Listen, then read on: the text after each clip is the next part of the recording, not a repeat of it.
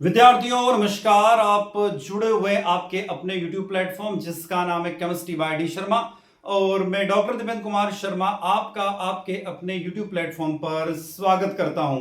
विद्यार्थियों, इस video lecture के माध्यम से हम डिस्कस करने वाले हैं मध्य प्रदेश के कॉलेजों में प्रथम वर्ष में पढ़ने वाले विद्यार्थियों के लिए एबिलिटी एनहेंसमेंट कोर्स यानी कि क्षमता संवर्धन पाठ्यक्रम। और इसमें बात करेंगे हम इंग्लिश लैंग्वेज की। और इंग्लिश लैंग्वेज जो उसका पेपर का नाम है English language and Indian culture. बात करेंगे हम यहां पर गवर्नमेंट कॉलेज यानी government Gitanjali girls college Bhopal में जो पेपर हुआ है 9 अप्रैल 2026 के दिन, उस पेपर के बारे में हम कंप्लीट डिस्कस करेंगे और उसमें जो प्रश्न पूछे गए तो उन प्रश्नों को हम सोल्व करने वाले हैं। तो विद्यार्थियों, आप लास्ट तक हमारे साथ बने रहिएगा। उन सब प्रश्नों को हम बैक टू बैक डिस्कस करेंगे, बैक टू बैक समझने की कोशिश करेंगे। तो विद्यार्थियों, हम चल रहे हैं यहां पर बात करते हैं मध्य प्रदेश के कॉलेजों में पढ़ने वाले प्रथम वर्ष के विद्यार्थियों के लिए इंग्लिश लैंग्वेज का पाठ्यक्रम जिसका नाम है अंग्रेजी भाषा और भारतीय संस्कृति। स्पेशली ये मध्य प्रदेश के कॉलेजों में पढ़ने वाले प्रथम वर्ष के विद्यार्थियों के लिए नई शिक्षा नीति के अनुसार सत्र 2025-26 और आगे आने वाले सेशन के लिए। विद्यार्थियों, इस पेपर की खास बात यह रहेगी कि पेपर 100 अंक का रहेगा। आपको परीक्षा का समय 2 घंटे का दिया जाएगा। यहां पर एक पेपर 3 सेगमेंट में क्लासिफाइड किया गया। पहला सेगमेंट जो रहेगा वो यहां पर 12 अंकों का दिया हुआ है, दूसरा सेगमेंट 52 अंकों का दिया और तीसरा सेगमेंट 36 अंकों का दिया हुआ है। सेगमेंट में थोड़ा बहुत ऊपर नीचे हो सकता है किंतु प्रश्नों का जो सीक्वेंस है वो इसी तरीके से रहेगा और पेपर आपका 100 मार्क्स का रहेगा। ये जो पेपर हम आपको दिखा रहे हैं या डिस्कस कर रहे हैं, ये गीतांजलि गर्ल्स कॉलेज भोपाल का पेपर है। इससे आपको एक आइडिया लग जाएगा कि आपके पेपर का पैटर्न क्या हो सकता है। यहां पर दिया है फर्स्ट ईयर का पेपर है, अप्रैल मई 2026 का पेपर है, एबिलिटी एनहेंसमेंट कोर्स का पेपर है, पेपर सेकंड है, English language and Indian culture का पेपर है। अब यहां पर देखो सेक्शन ए में ऑब्जेक्टिव टाइप क्वेश्चन उन्होंने दे दिए हैं, यानी कि जो क्वेश्चन पूछे गए वो क्या पूछे गए, ऑब्जेक्टिव टाइप क्वेश्चन पूछ लिए गए हैं। तो जरूरी नहीं कि आपके विश्वविद्यालय में भी ऑब्जेक्टिव टाइप क्वेश्चन पूछे जाए, पर एक खास बात है वीडियो का जो सेक्शन बी और सेक्शन सी हम देखेंगे वहां पर डिस्क्रिप्टिव टाइप क्वेश्चन आएंगे, उससे एक आपको आइडिया लग जाएगा। मैं इन प्रश्नों का आंसर आपको वैसे बता देता हूं। Which of the following is the famous work of Tagore. तो याद रखिएगा इसका करेक्ट आंसर यहां पर हो जाएगा गीतांजलि। क्या हो जाएगा? गीतांजलि। सेकंड क्वेश्चन पूछा गया what was the oceans of Swami Vivekananda is Chicago speech. तो करेक्ट हो जाएगा world parliament of religions, C option correct हो जाएगा। थर्ड क्वेश्चन दिया हुआ an astrologers day is written by, किसने लिखी है? तो आर के नारायण ने लिखा है। किसने लिखा? आर के नारायण ने। फिर चौथा दिया हुआ ही इज, तो क्या हो जाएगा यहां पर? The best boy in class, the best boy in class हो जाएगा। पांचवें प्रश्न के पास आपको ले चलता हूं मैं। आपको थोड़ी सी विजिबिलिटी में दिक्कत हो रही है तो मैं इसको जूम कर देता हूं, आपको क्लियर हो जाएगा ना। पांचवा प्रश्न, थोड़ा सा क्वालिटी आप इंक्रीज कर लीजिएगा यदि विजिबल होने में दिक्कत आ रही तो। शी स्टडीज इन, यहां पर आ जाएगा अ यूनिवर्सिटी। क्या आ जाएगा? अ यूनिवर्सिटी आंसर हो जाएगा। दूसरा हो जाएगा अनिल इज, तो आपका जो छठा प्रश्न है उसका करेक्ट आंसर हो जाएगा tall, TALL, tall than Meena. Anil is tall than Meena. जो यहां पर दिया हुआ सातवां प्रश्न पीटर, सातवां दिया Peter, Peter Peter Peter Peter plays, Peter plays हो जाएगा, PLAYS हो जाएगा। Peter plays cricket every Sunday. आठवां प्रश्न जो दिया उसका आंसर हो जाएगा आपका I am writing my assignment now. Writing हो जाएगा है ना, एम राइटिंग हो जाएगा। अगला नौवां प्रश्न है the antonyms of bad are, तो एंटोनिम्स हो जाएगा हैप्पी और गुड। बेड का जो एंटोनिम्स होता है वो हैप्पी और गुड हो जाएगा। फिर लास्ट जो दिया हुआ which part of the speech is the underline word in the following sentence. यहां पर दिया Sheela is a clever girl, तो यहां पर जो है एडजेक्टिव है, ये क्या है? एडजेक्टिव हो जाएगा। अब मैं आता हूं सेक्शन बी के पास में शॉर्ट आंसर टाइप क्वेश्चन दिए हुए हैं और इस सेक्शन के बारे में हम डिटेल में डिस्कस करते हैं, चलते हैं। सेक्शन भी आपको दिखाई दे रहा है, यदि थोड़ा सा क्लियरिटी नहीं है क्वेश्चंस में तो देखिएगा। अब यहां पर 5 प्रश्न पूछे गए और प्रत्येक प्रश्न 7 अंक का है। आप प्रश्नों की थीम को समझिए कि प्रश्न किस तरीके से पूछे जा रहे हैं। Form one new word from the following words by adding a prefix और सफिक्स। यहां पर जो दिए हुए लीगल, काइंड, क्लियर, ठीक है, राइट, न्यूट्रिशन, फॉर्म और हेल्थी, इनके प्रीफिक्स और सफिक्स आपको लिखना है। उसके और में दिया हुआ है what are homonyms, give examples. Homonyms क्या होते हैं उसके एग्जांपल्स बताना है। प्रश्न क्रमांक 3 जो आ रहा है सेक्शन बी का, उसमें दिया हुआ what is the cities of the story and astrologer day, और उसके और में पूछा which aspects of Indian culture are useless according to Basham. चौथा प्रश्न पूछा गया write the antonyms of the following, good, kind, happy, rich, thick, slow और सिमिलर, इनके आपको एंटोनिम्स बताने थे। इसके और में आया give one word for the each of the following, ये कुछ दिए हुए इनके वर्ड आपको बताना है। इन प्रश्नों के सॉल्यूशन वीडियो के सेकंड सेगमेंट में हम लोग देखेंगे, ठीक है, मैं पूरा क्वेश्चन रीड आउट नहीं कर रहा हूं, वहां पर इसको देख लेंगे।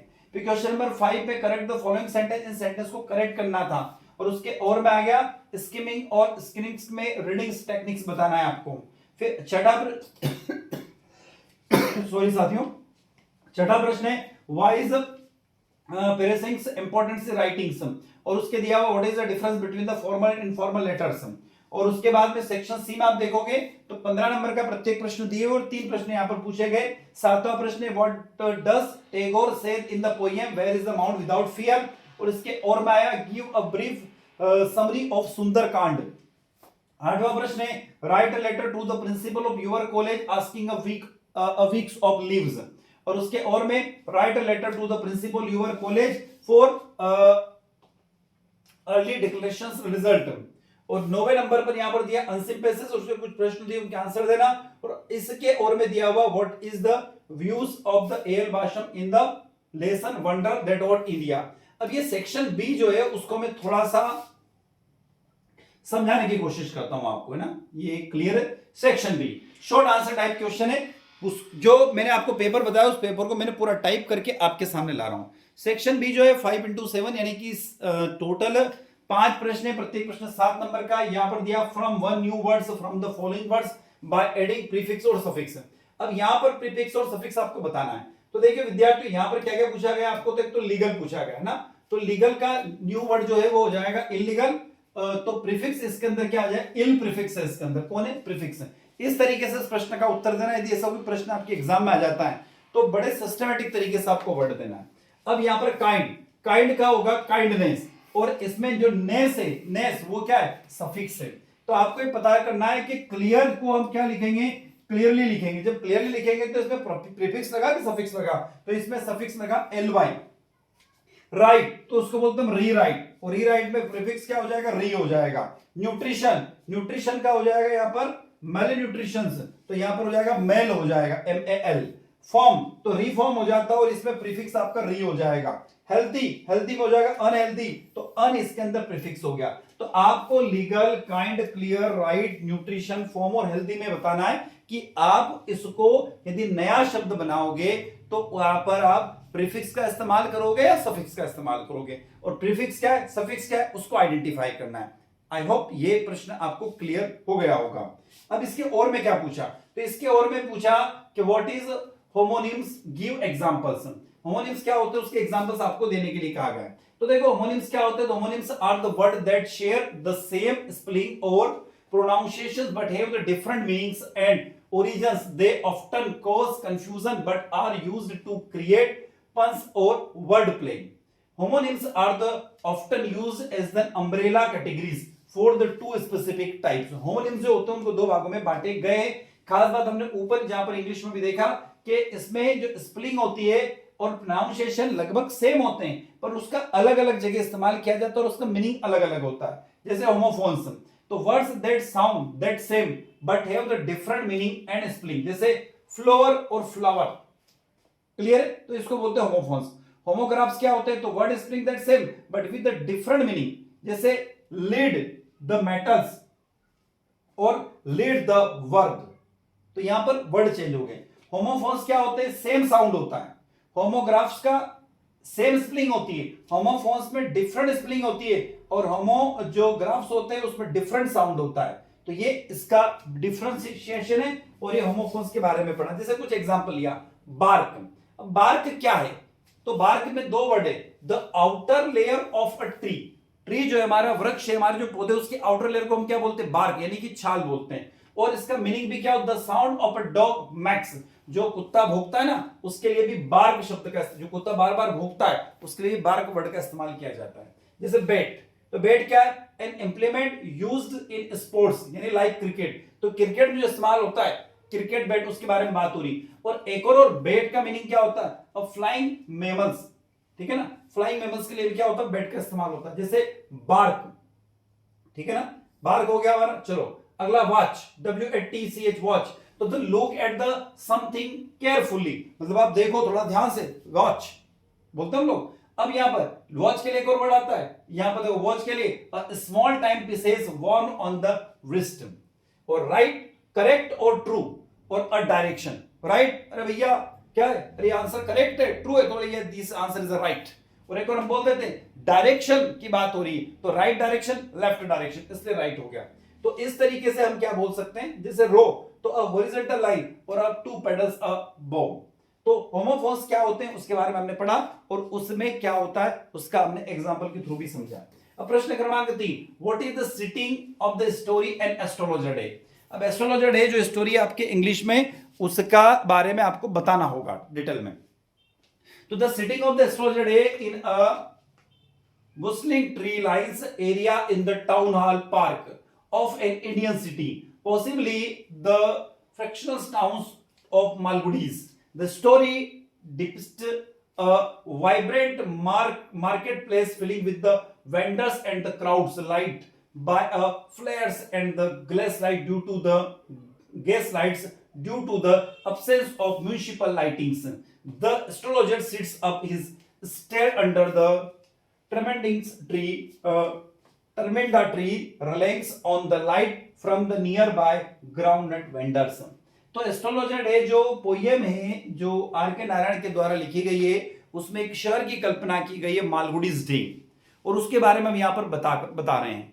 ठीक, तो वो जो हमारा कवि है, जो लिखने वाला राइटर है, वो ऐसा कहता है कि भैया वो जहां बैठा रहता है अपने सामान बेचने की कोशिश करता है, या जहां बैठा रहता है वहां पर म्यूनिसिपल जो हमारी नगर परिषद होती है, नगर पालिका होती है, नगर पंचायत होती है, उसके द्वारा लाइटिंग की कोई व्यवस्था नहीं की जाती। वहां पर चार चौपाटी होती है, वहां पर एक मार्केट होता है, वहां पर उसके पास अच्छी सी लाइट आती है। कहां से आती है, तो एक मूंगफली बेचने वाला होता है, उसके पास से छिलके जो रहते हैं उनमें से निकलती हुई चिरते हुए लाइट उसके पास आती है। और इस तरीके से वहां पर उस स्टोरी के बारे में बताया गया। तो स्टोरी का क्वेश्चन देख लीजिए, इस क्वेश्चन को तैयार कर लीजिएगा।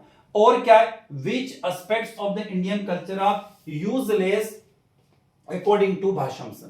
अब ये वाला जो एस्पेक्ट्स है ये पूरा आपको डिटेल में पढ़ना होगा। मैंने आंसर तैयार कर रखा है यहाँ पर समस्या यह आएगी कि आंसर थोड़ा सा डिटेल में जाएगा। L Basham the renowned historians and the author of the classical work The Wonder That Was India was generally an admiral of Indian civilization. He did not typically categorize aspects of Indian culture as useless in the dismissive sense. Instead, he approaches the subject as the objective historian, identifying elements that the believed were out the scene with the modern value of the head becomes right and stands very times.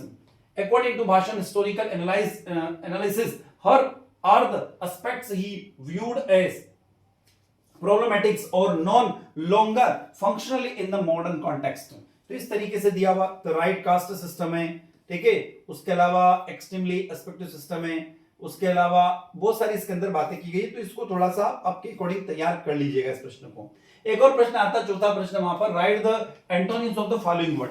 अब इनके antonyms बताना, जैसे good तो good का bed हो जाएगा, kind का यहाँ पर मीन हो जाएगा, हैप्पी का सेड हो जाएगा, रिच का पुअर हो जाएगा, थिक का यहाँ पर थीन हो जाएगा, स्लो का फास्ट हो जाएगा, और सिमिलर का डिसिमिलर या डिफरेंट हो जाएगा। तो इस तरीके से एंटोनिम्स भी आप पढ़ के जाइएगा कि कुछ एंटोनिम्स पूछ सकते हैं आपसे एग्जाम में आपकी यूनिवर्सिटी के अंदर। फिर यहाँ पर give the word of each the following, यहाँ पर जो वर्ड दिए हुए उनके आपको पहचानना। जैसे पहला, the life story of someone writing by himself, तो इसको बोलते हैं, देखो यहां पर कुछ क्वेश्चन दिए हुए, क्वेश्चंस के आंसर यहां तैयार कर रखे मैंने। तो पहला क्या है, the life story of someone writing by himself, मतलब मैं यदि मेरे जीवन की स्टोरी लिखूंगा तो उसके लिए वर्ड आता है ऑटोबायोग्राफी बोलते हैं उसको। पीपल हु वर्क टुगेदर, तो उसको बोलते हैं कलीग्स बोलते हैं उसको। A government by the people, तो इसको बोलेगा डेमोक्रेसी यानी लोकतंत्र जिसे बोलते हम। Someone who thinks only the women's welfare, तो उसको बोलते हैं फेमिनिस्ट। उसके अलावा सम थिंग्स अगेंस्ट लॉ, यदि नियमों के विपरीत या कानून के विपरीत जो होता है उसको हम क्या बोलते हैं, इलीगल बोलते हैं। Handwriting difficult to read, तो हम यहां पर क्या हो जाएगा, एलिजिबल हो जाएगा। वन हुज प्रेजेंट एवरीवेंस, तो यहां पर हो जाएगा ओमिनो प्रेजेंट्स हो जाएगा। तो इस तरीके से आपको क्या दिया हुआ है, ये क्वेश्चन जो दिया इस तरीके का क्वेश्चन तैयार करके जाइएगा। Give one word for each of the following, मतलब आप एक सेंटेंस दिया हुआ, इसके लिए एक वर्ड का इस्तेमाल कीजिएगा। उसके बाद करेक्ट द फॉलोइंग सेंटेंस। अब यहां पर आपको कुछ सेंटेंस दे दे, उसको करेक्ट करने के लिए दे दे। जैसे पहला दिया हुआ admission into this college is difficult, तो इसका करेक्ट आंसर हमने दिया हुआ ब्लैक लाइन में, admission into the college is difficult. दूसरा क्वेश्चन दिया हुआ she is the heir of his father's properties, तो she is the heir to her father's property. Next दिया MP is the peaceful state, तो MP is a peaceful state हो जाएगा। Anil writes by his left hand, तो Anil rights with his left hand. अगला दिया हुआ we prepare coffee than tea, तो we prepare coffee to tea. She put the box upon the table, तो she put the box on the table. और next दिया this is the answer of that question, तो this is the answer to that question हो जाएगा। अगला question दिया हुआ है स्किमिंग और skinning as writing reading techniques, skimming और स्कैनिंग एज रीडिंग टेक्निक्स, इसके बारे में आपको बताना होगा व्हाट आर द। तो skimming and scanning are the reading techniques that use rapid eye movement and keyword to move quickly through text for slightly different purpose. Skimming is the reading rapidly in order to get a generally overview of the material. Scanning is the reading rapidly in order to find specific facts. While skimming tells you what general information is the within a section, scanning help you locate a particular facts. Skimming is the like snorkeling and the scanning is the more like a parallelly diving. अब देखो यहां पर मैंने कुछ word दिए, objective क्या है skimming का, तो to find a general themes topics और मीनिंग्स। और स्कैनिंग का क्या है, तो to find a specific informations. Purpose क्या है स्किमिंग का है give an idea of what is fully text about, और स्कैनिंग का है help to find specific information in the text. Techniques क्या है, तो reading the introduction, conclusion, headings and the subheadings, looking over the whole text to find the specific information. Advantage क्या है, तो reader can read the maximum text in a limited period. Reader can find limited but the specific information. Need to the read the whole text, no, और उसमें yes हो जाएगा। Uses क्या हो जाएगा, to decide the where or the not the read of the text completely, they are the more concerned with the words form because they know what they are looking for. और nature क्या है, general है और specific है। तो इस तरीके से हमने क्वेश्चन तैयार किया। अगला प्रश्न है why is the paraphrasings important in writings, तो ये भी इस प्रश्न को भी आप पढ़ लीजिएगा, इसका आंसर याद रख लीजिएगा। उसके बाद है हाइलाइटिंग योर ऑन, उसके बाद में आता है हमारा अगला प्रश्न what is the difference between formal और इनफॉर्मल लेटर। तो ये भी याद रखिएगा फॉर्मल लेटर क्या होता है, जो किसी भी गवर्नमेंट इंस्टीट्यूट को हम सीधा सा लिखते हैं उसको फॉर्मल बोलते हैं, और इनफॉर्मल हमारे दोस्तों को, हमारे पेरेंट्स को, ठीक है, उसको लिखते हैं, उसको इनफॉर्मल लेटर होता है। तो इसके बीच में डिफरेंस आप पढ़ के जाइएगा। अब लॉन्ग आंसर क्वेश्चन जब हम चलते हैं तो what does the Tagore say in the poem where the mind is without fear, तो जो टैगोर जी की, जो रविन्द्रनाथ टैगोर जी की आपके सिलेबस में पोएम है, इसको कंप्लीटली पढ़िएगा और इसको समझ के जाइएगा, क्योंकि यहां से प्रश्न बनेगा ही बनेगा। उसके बाद इसके और में दिया हुआ give a brief summary of the Sundarkand, ये भी आपको करके जाइएगा। सुंदरकांड के बारे में क्या है, तो सुंदरकांड में स्पेसिफिक भगवान हनुमान जी का चरित्र का वर्णन किया गया है। इसके बाद में आता है आठवां प्रश्न write the letter to the principal of your college asking for the week अलिफ, और उसके और में आता है write a letter to the principal of your college for the early declaration of result. नौवां प्रश्न जो आएगा read the following passage and answer the question the following, कोई भी पैसेज आ जाएगा उसका आंसर आपको बनाना होगा। जैसे यहाँ पर दिया Aladdin was the poor boy who found in the ancient tomb a lamp which are the prouded to thorns, ऐसा कुछ दिया हुआ है, तो इसको पढ़ लीजिएगा। जैसे मैंने यहाँ पर आंसर तैयार किया what did the Aladdin find, Aladdin found a lamp, where did the find its, he found the lamp of the ancient tomb, what happened when the rabbit it as soon as the begin rubbing it is the terrible genie appeared who the claimed to be the slave of the magic lamp। तो इस तरीके से कुछ question दिए रहेंगे, उनके answer तैयार करना। और एक और बहुत अच्छा सा चैप्टर आपके सिलेबस में दिया हुआ एएल भाषम के द्वारा लिखित वंडर दैट वाज इंडिया, उसको भी आप तैयार अच्छे से कर लीजिएगा। विद्यार्थियों ये जो हम बात कर रहे थे अभी हमने आपको बताया कि ये paper government Gitanjali girls college Bhopal का पेपर है, ये एक ऑटोनॉमस कॉलेज है और इस पेपर से आपको अच्छे से मदद मिल सकती है। तो विद्यार्थियों ये आपने इस पेपर का सॉल्यूशन देखा। आई होप वीडियो लेक्चर आप लोगों को अच्छा लगा होगा। अच्छा लगता तो वीडियो को लाइक कीजिएगा, आपके क्लासमेट तक, आपके साथियों तक, आपके दोस्तों तक इस वीडियो को शेयर अवश्य कीजिएगा। कमेंट बॉक्स में कमेंट कर जरूर बताइएगा। और जाते जाते अभी तक आपने आपके अपने चैनल को सब्सक्राइब नहीं किया तो चैनल को सब्सक्राइब अवश्य करके जाइए, जिससे हमें एक मोटिवेशन मिलता रहे और हम इसी तरीके से आपके साथ बने रहे। तो मैं डॉक्टर दिपेंद्र कुमार शर्मा इसी के साथ आपसे विदा लेता हूं। जय हिंद, जय भारत।